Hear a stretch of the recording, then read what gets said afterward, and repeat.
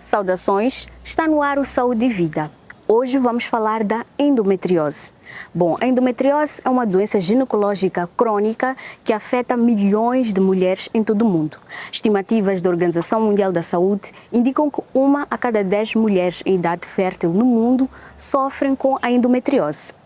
Caracterizada pelo crescimento do tecido semelhante ao endométrio, que reveste o interior do útero em outras partes do corpo, como pelve, ovários, intestino, a endometriose compromete a qualidade de vida das pacientes. Na reportagem que se segue, vamos acompanhar os depoimentos de Ângela Dive e Lúcia Base, duas mulheres que enfrentam os desafios da endometriose desde a infância.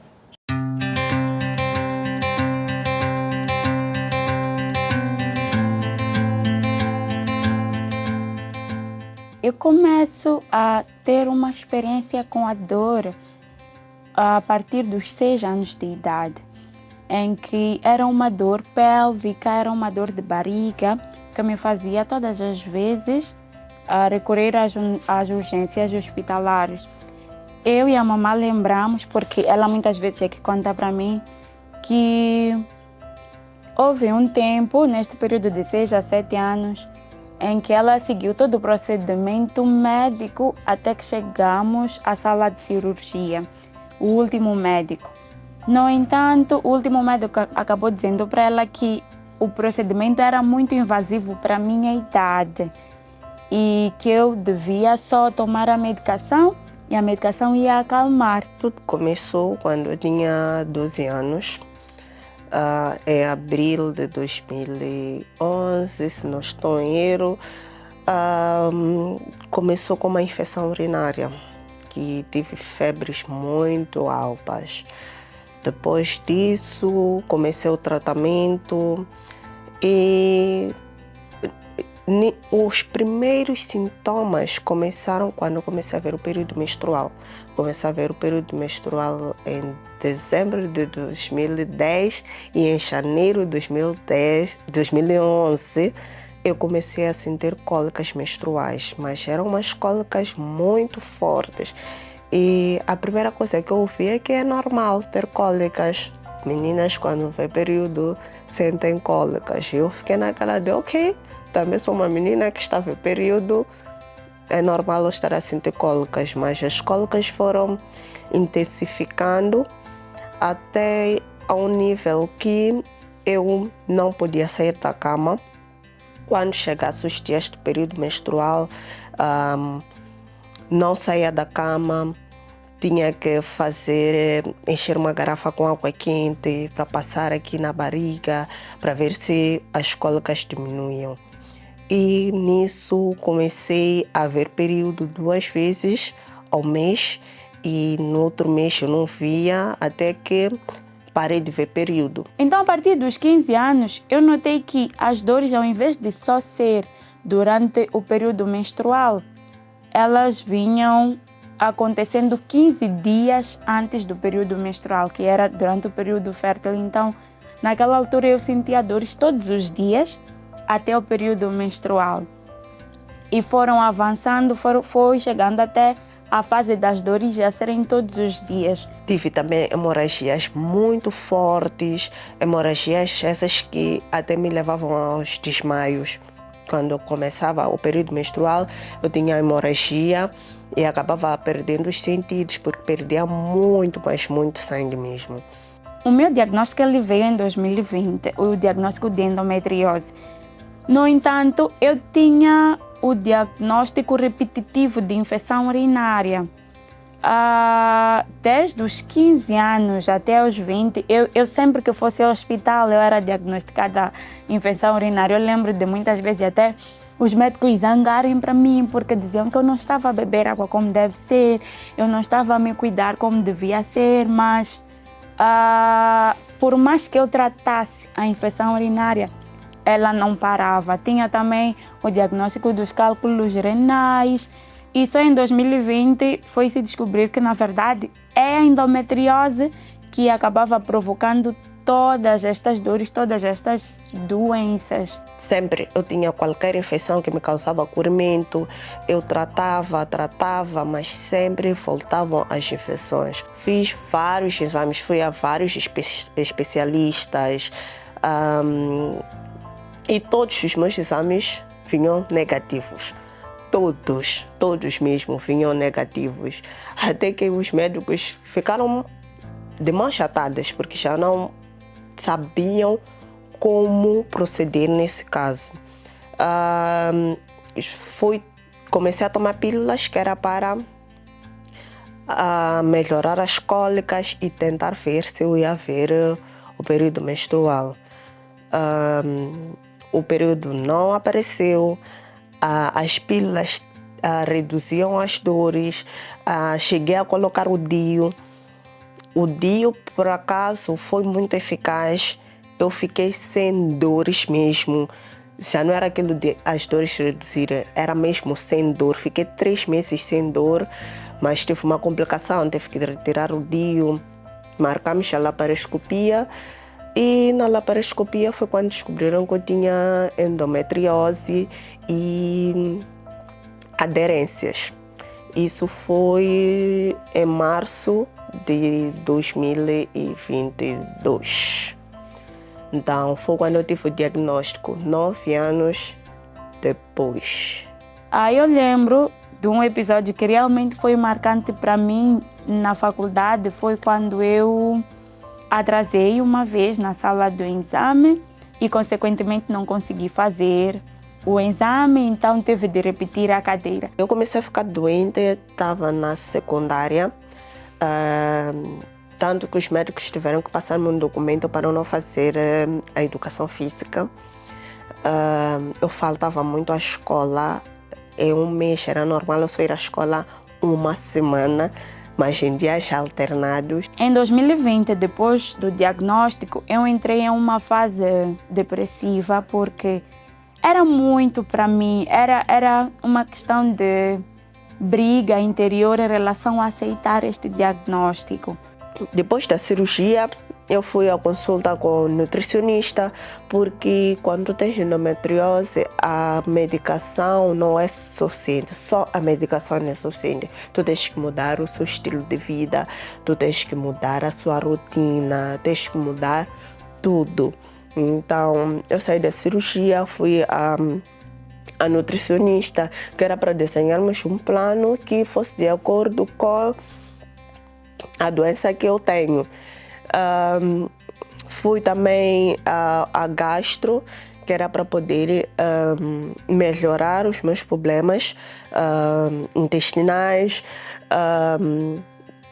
Tenho acompanhamento de psicólogo, que também ajuda-me muito a enfrentar pequenas coisas, porque algumas pessoas pensam que é chilique, mas quando nós estamos com crises, geralmente entramos em depressão porque achamos que é um castigo, achamos que estamos a sofrer demais.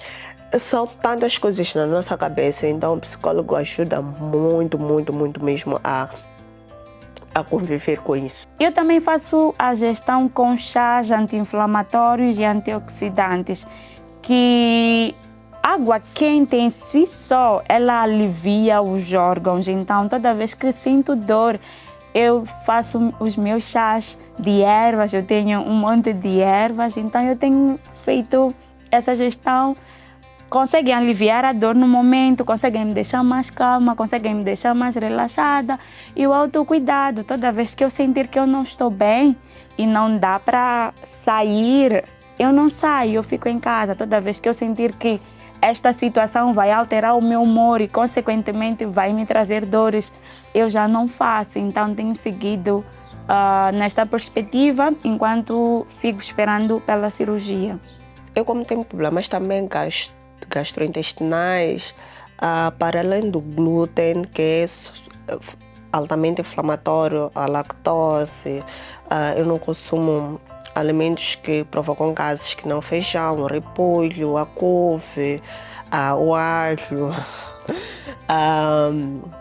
não consumo, não como maçã, evito frituras, fast foods, não.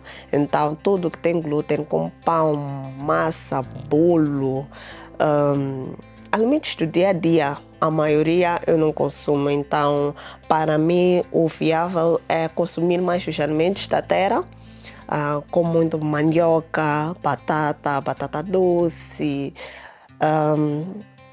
Como muito, tenho que procurar algumas alternativas sem lactose, mas eu prefiro mais os leites vegetais, não corro nenhum risco. Temperos industrializados não posso consumir, então quanto mais natural for o alimento, para mim melhor. Para se chegar ao diagnóstico, ele pode levar tempo, muito tempo mesmo.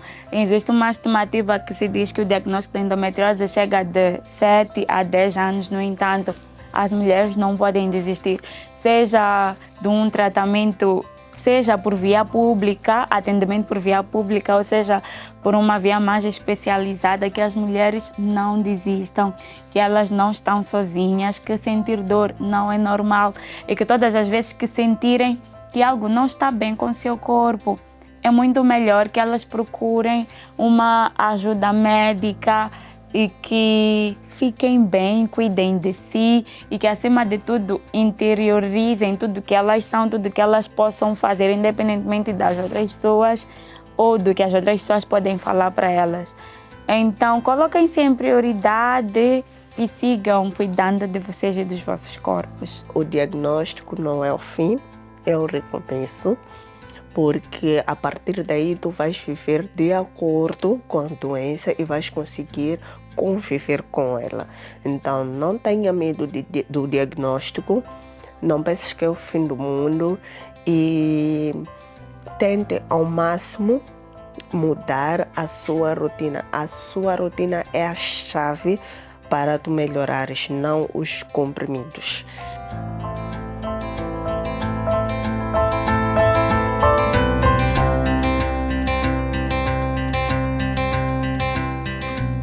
Um dos desafios impostos pela endometriose é o diagnóstico, que pode levar entre 7 a 10 anos, comprometendo a qualidade de vida das pacientes durante muito tempo. Vamos a um rápido intervalo e voltamos já com mais informações para si.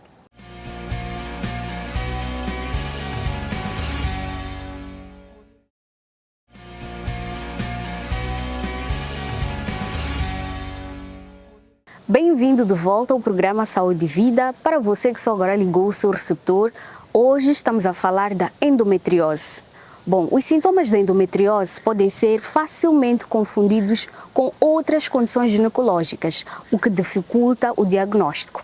Na reportagem que se segue, vamos aprender um pouco mais sobre os impactos da endometriose na qualidade de vida das pacientes com a médica ginecologista obstetra e também com a psicóloga. A endometriose é uma doença que afeta principalmente o útero, não é? A pelvis feminina. E os principais sintomas são a dor. A dor é o principal sintoma. Essa dor normalmente é uma dor que ocorre durante o período menstrual. Chamamos de dismenoreia. Dor durante o período menstrual é uma dor muito intensa e que interfere muito com a qualidade de vida da doente. Também pode ocorrer fora do ciclo menstrual. Chamamos de dor pélvica crônica, aquelas pacientes que aparecem com muita dor dentro ou mesmo fora do período menstrual. Pode-se suspeitar uma endometriose. Pacientes que têm dificuldades em conceber, têm infertilidade, pode-se suspeitar de uma endometriose. Porque a endometriose não afeta só o útero, embora seja mais frequentemente uma patologia que afeta os órgãos do útero pélvicos. Ela pode afetar também outros órgãos. Então, quando ela afeta o trato gastrointestinal, pode dar sintomas gastrointestinais, como náuseas, os vômitos, a diarreia, a obstipação, entre outros sintomas. Então, nessa perspectiva, pode-se fazer uma confusão tratando-se de uma patologia do fórum reprodutivo, aparecer no trato gastrointestinal, as pacientes podem confundir, pensar que é uma patologia daquele fórum gastrointestinal, enquanto trata-se de uma patologia do fórum reprodutivo. E aí é que vai surgindo a depressão, porque é a saúde íntima da mulher. E a mulher tem muita autoestima quando tudo no seu corpo vai bem e corresponde conforme. Então, se algo não está a passar bem, obviamente que ela vai ficar triste, vai ficar desmotivada e pode, a tempo parcial, não ter muito ânimo para cuidar da sua aparência. Isso tem a ver também com a questão da depressão. Porque mulheres com depressão, elas acabam desleixando-se a si próprias, não sentem aquela vontade, aquele desejo árduo de, olha, eu vou acordar, vou colocar a minha melhor roupa, porque vou me pintar, porque vou sair, vou comprar as roupas. Não, e para elas, por que eu tenho que fazer isso se eu não sou mais mulher? Ela não sente-se mais mulher. Mas pode acontecer o contrário, se imaginemos que essa mulher está numa relação com seu parceiro, então ela vai desenvolver sinais de ansiedade, ok? Com o seu parceiro, por acreditar ou por pensar que este parceiro pode em algum momento estar a pensar em ter uma relação extraconjugal por causa da condição dela. Então ela vai ficar muito no pé do parceiro, ok? Ciúmes obsessivos, compulsivos, irritabilidade, o humor sempre vai estar a alterar, pode tornar-se uma parceira muito agressiva e controladora, ok? Por estar muito preocupada e porque ela vai julgar-se não muito mais mulher. Para o diagnóstico definitivo são vários exames, dentre eles uma ecografia transvaginal, como mencionei, mas existem outras formas mais complexas e sofisticadas de diagnóstico que no nosso país ainda não temos disponibilidade em todas as unidades sanitárias. Por exemplo, a laparoscopia é um exame de diagnóstico e também interventivo, cirurgia laparoscópica, mas temos uma grande limitação. Só temos disponível em alguns hospitais centrais.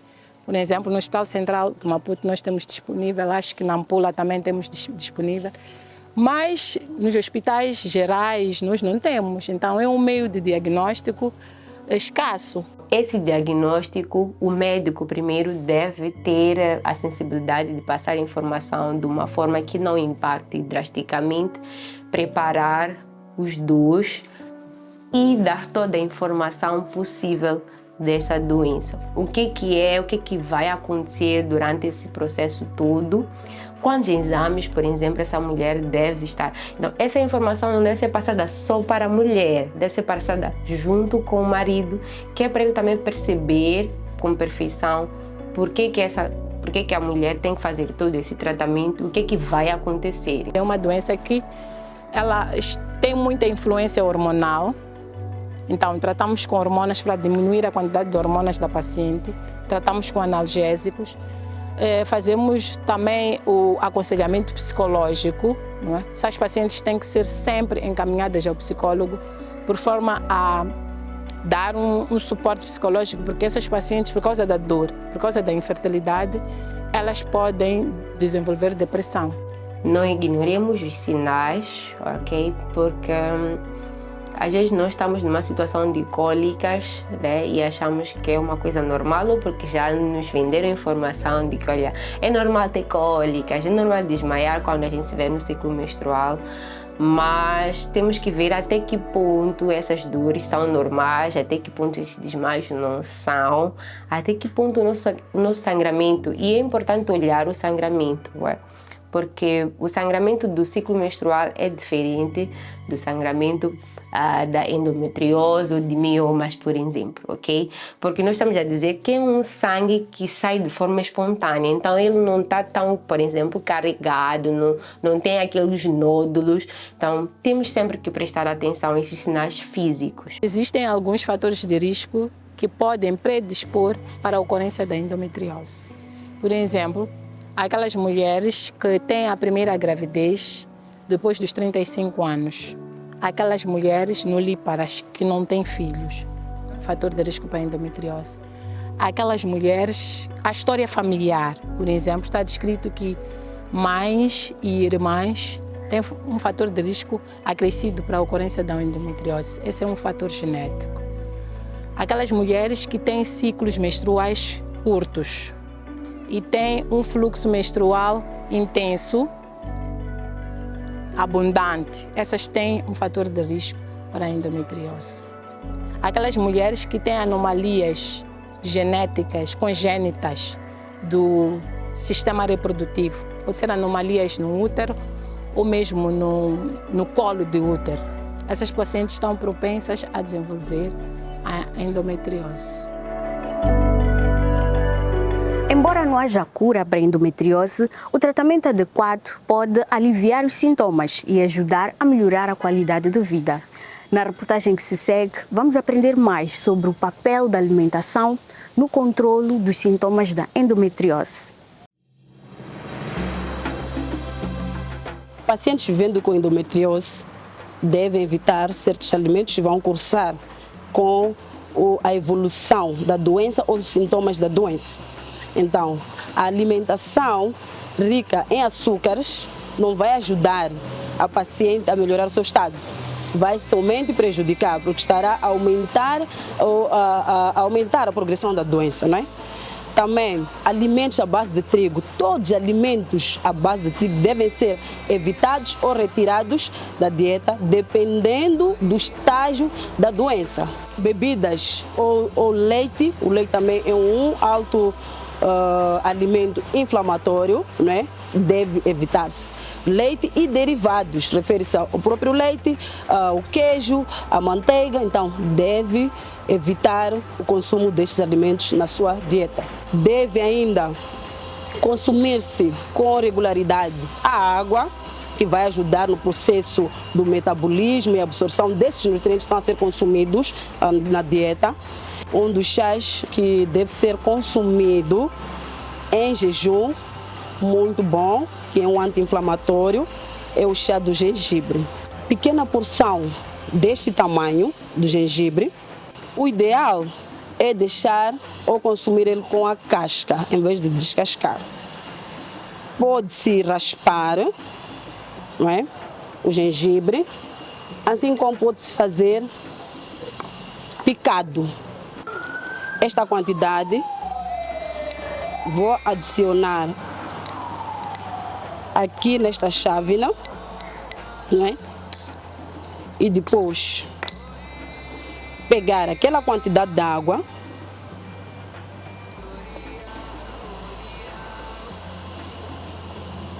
deve levar o mesmo pires ou a mesma tampa, se for o caso, o recipiente que tiver cortado, usa para fechar.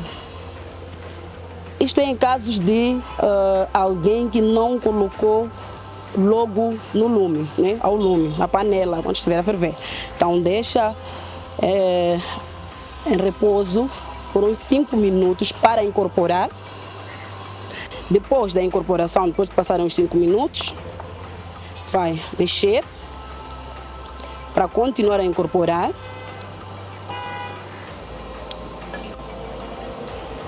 Vai levar uma quantidade correspondente a um limão, este é um limão, vai adicionar.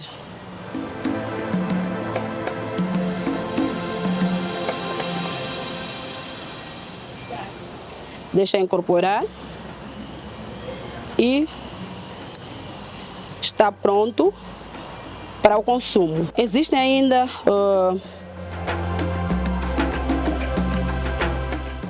o chá de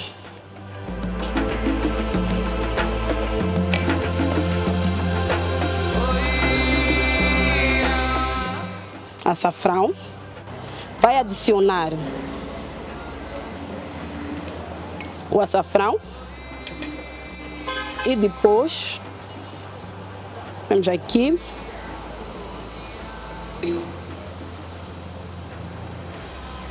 a água quente.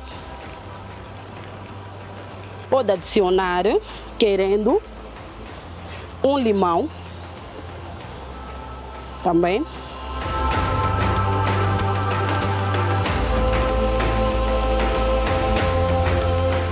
E está pronto para o consumo. Esse chá pode ser consumido quente, assim como morno. Evite consumir frio. Existe aqui o chá amarelo, ou unha de gato. Ele não é muito comum na nossa sociedade moçambicana, mas nos dias de hoje é possível encontrar nas casas de produtos alimentares, não é? Este é considerado o aliado da mulher com endometriose. Então, é um chá que pode ser consumido, deve ser consumido ou preparado quente, com a panela ao lume, uma quantidade de água de 500 ml ou meio litro de água no fogo ou ao lume. Quando estiver a ferver, uma quantidade destas, um punhado na ponta da mão ou dos dedos, uma quantidade destas, para 500 ml de água. Coloca-se nos primeiros minutos da fervura, ou quando a água estiver a borbulhar, não é? Adiciona-se o chá amarelo, usa-se o mesmo procedimento para este, que é a unha de gato, não é? A ferver.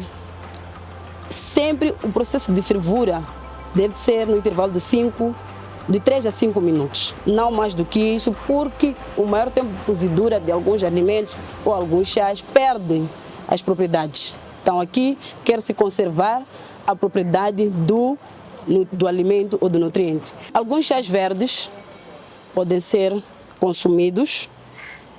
Por exemplo, temos aqui a hortelã, pode ser consumida em alguns, pode ser misturada ainda com um chá de limão, um sumo de limão, não é? Natural.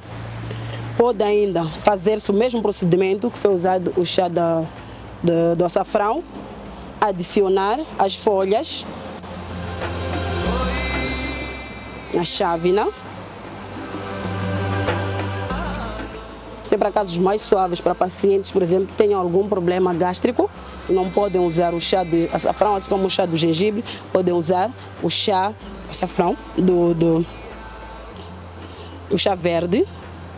Adiciona aqui a água.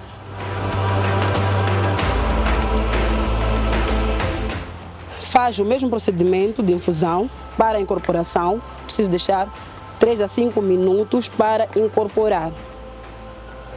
Também deve ser consumido sem o açúcar. Querendo, pode adicionar um bocadinho de laranja para adoçar naturalmente, e sabe-se de antemão que a laranja tem a propriedade também antioxidante, diferente do limão, que é muito mais ácido, a laranja normaliza. A seguir, saiba como os exercícios físicos podem ser benéficos no gerenciamento da dor e a melhorar a qualidade de vida de pacientes que vivem com endometriose. Yeah. Ok. 2005 3H no micro. Meu flow é berry, não brinco. Falar de qualidade de vida é igual a falar de bem-estar. Então, a atividade física por si só já ajuda bastante a melhorar nesses aspectos todos. Então, em particular para mulheres que já vivem com endometriose, é importante sim que façam essa atividade, porque assim como a atividade física é indicada para o tratamento de várias doenças, a endometriose também não fica de lado, também é inclusa. Tira mega massa, tira-me essa máscara. Eu é que sou gorila, 20 e tal quilos carrego sempre na jusina. Faço bíceps, tríceps, rasgo t-shirts, 3H o número 1 em todas. Os exercícios indicados já dependem de pessoa para pessoa, de acordo com o seu estado físico de saúde, além da endometriose. Então, com base nesses aspectos, é possível determinar se pode fazer certo exercício ou não. Então, para quem tem endometriose, uma primeira fase, se é que nunca fez nenhuma atividade física, eu indicaria umas boas caminhadas, pedalar na bicicleta, fazer exercícios de alongamentos, A yoga também faz muito bem. Desta vez eu vim com fome. G-Pro é minha team e não estou alone. Quero ouvir toda a gente a gritar meu nome. 3H, o MC está no microfone. E desta vez eu vim com fome. G-Pro é minha team e não estou alone. Meu brain já não anda, o game já não baza. Falar da yoga e pilates em particular ajuda muito na correção da postura e na consciência de si mesma da pessoa, no que diz respeito ao seu interior, sua postura, o funcionamento do seu organismo no geral. Sabem, 3H, BOC, VIP, aqui ali, digo sempre beer, sim, sim, sim, põe, enche o copo, gin, oh boy, bebo logo, niggas sabem, 3H o primeiro, o segundo, o terceiro, MC verdadeiro. Baggy jeans like bling bling, nunca quis usar roupa estilo chique, os tipos da street só vão falar mal, estilo roupas Nigéria, de chinelos numa boa John, já estou de férias. A endometriose é uma doença desafiadora tanto para os pacientes quanto para os profissionais de saúde. Portanto, devemos apoiar as mulheres com endometriose e difundir a mensagem de consciencialização para que as mulheres consigam um diagnóstico precoce e que façam o tratamento eficaz de modo a melhorar a qualidade de vida. Por hoje é tudo e até uma próxima oportunidade.